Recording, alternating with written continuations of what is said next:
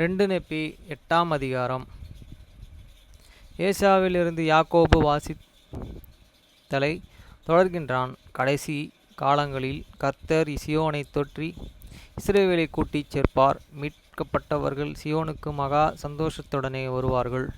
ஏசாயா 51, 52, 1-2 ஐ ஒப்பிடவும் ஏறக்குறைய கிமு 559 முதல் 545 வரை வருஷம். 1. நீதியை பின்பற்றுகிறவர்களே, நீங்கள் எனக்கு செவி கொடுங்கள். நீங்கள் வெட்டி எடுக்கப்பட்ட பாறைகளையும் உங்களை தோண்டி எடுக்கப்பட்ட துறவின் குழிகளையும் நோக்கி பாருங்கள். வசனம் 2. உங்கள் தகப்பனாகிய ஆபிரகாமையும் உங்களை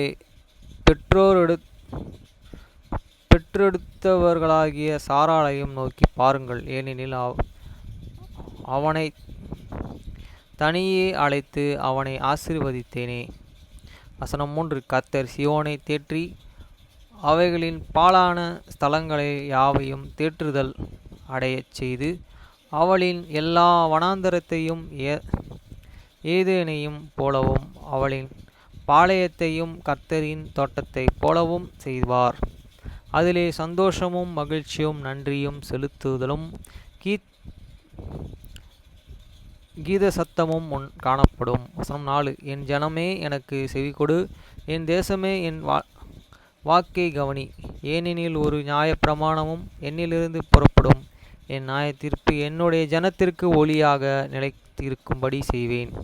வசனம் 5. என் நீதி சமீபமாயிருக்கிறது, என் இரட்சிப்பு புறப்பட்டது. என் புயம் ஜனத்தை நியாயத்தீர்க்கும், தீவுகள் எனக்காக காத்திருக்கும். என் புயத்தின் மீது நம்பிக்கை வைத்திருக்கும்.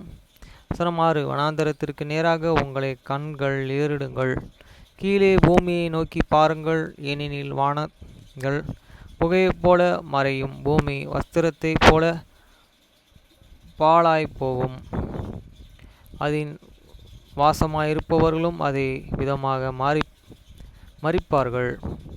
ஆனால் என் இரட்சிப்பு என்றென்றைக்கும் இருக்கும், என் நீதி அற்று போவதில்லை. வசனம் 7. என்னுடைய நியாயப்பிரமாணத்தை இருதயத்திலே நான் எழுதிய ஜனமாயும் நீதியை அறிந்தவர்களும் மாணவர்களே, எனக்கு செவி கொடுங்கள். நீங்கள் மனுஷனுடைய நிந்தனைக்கு பயப்படாமலும் அவர்களின் தூஷணத்திற்கு கலங்காமலும் இருங்கள். வசனம் 8. பொட்டு பூச்சி அவர்களை வஸ்திரத்தைப் போல அரிக்கும், புழு அவர்களை ஆட்டு மயிரைப் போல தின்னும். ஆனாலும் என் நீதியே என்றென்றைக்கும் நிலைத்திருக்கும், என் இரட்சிப்பு தலைமுறை தலைமுறைக்கு தோற்றும் இருக்கும். வசனம் 9. விழித்தெலும்பு, விழித்தெலும்பு, கர்த்தரின் புயம் பூர்வ காலத்தில் இருந்ததைப் போலவே விழித்தெழுந்து பலனை தரித்துக்கொள்.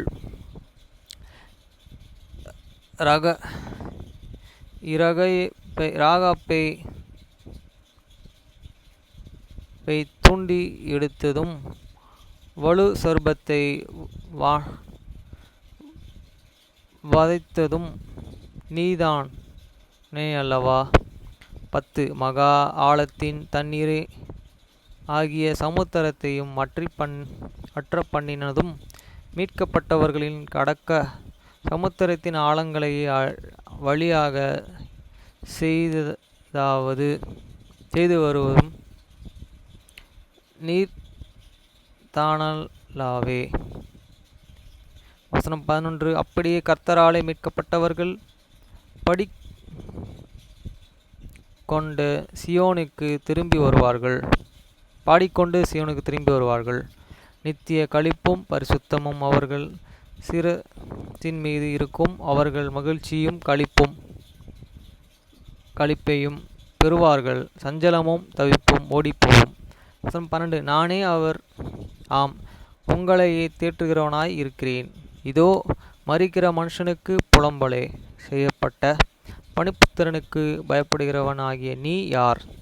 வசனம் 13. பூமிக்கு அஸ்திபாரம் இட்டவரும் பரலோகங்களை விரித்து வருகிறவராகிய உன் சிருஷ்டிகராகிய கர்த்தரை மறைத்து விட்டீரே. ஒடுக்குகிறவனை அழிக்க ஆயத்தப்படுத்துகிறவன போல அவனில் மூர்க்கத்தின் நிமித்தம் ஒவ்வொரு நாளும் தொடர்ந்து பயப்பட்டீர்களே. ஒடுக்குகிறவனின் மூர்க்கம் எங்கே? வசனம் 14.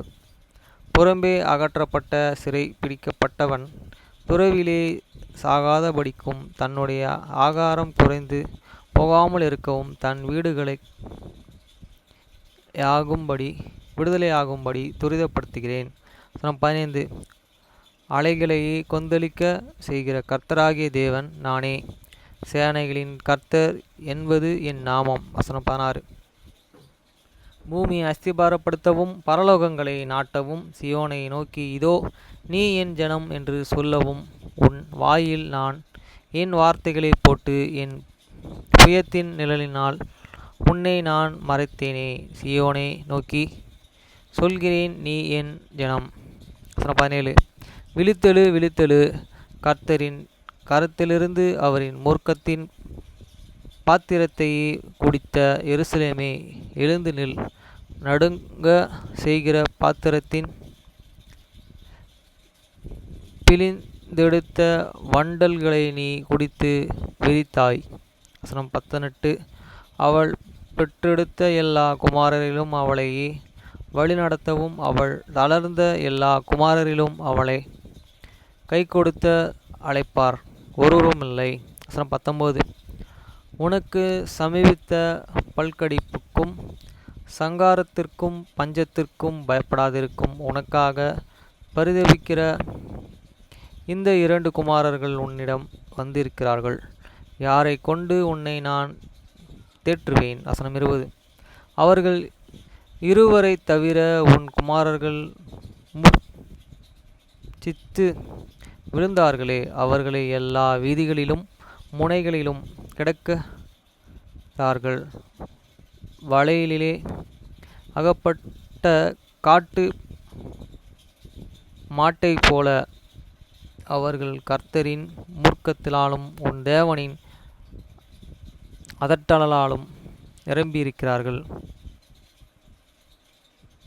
வசனம் 21. ஆனபடியினால் பட்டவளே, திராட்சை ரசம் அல்லாமல் குடித்து வெறித்தவளே, இப்பொழுது இதை கேள்.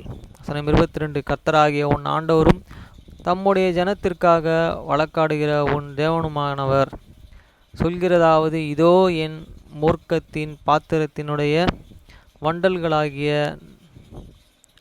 நடுங்கச் செய்கிற பாத்திரத்தையே உன் கரத்திலிருந்து நீங்கி போடேன். இனி நீ அதை ஒருபோதும் குடிப்பதில்லை. வசனம் 23. ஆதலால் உன் ஆத்துமாவை நோக்கி நாங்கள் செல்லும்படி குனி என்று சொல்லி ஏறிப்போகிறவர்களுக்கு உன் சரீரத்தை தரையும் விதிமாக்கும்படி உன்னை உபத்திரவப்படுத்துகிறவர்களின் கைகளிலே அதை கொடுப்பேன் என்றார். வசனம் 24. விழித்தெலும்பு, விழித்தெலும்பு, சியோனின் உன் பலனையை தரித்துக்கொள். பரிசுத்த நகரமாகிய எருசலேமே உன் அழகான வஸ்திரங்களை உடுத்திக்கொள். அது நிமித்தம் விருத்த சேதனமில்லாதவனும் பரிசுத்தமானவனும் இனி உன்னிடத்தில் வரான்.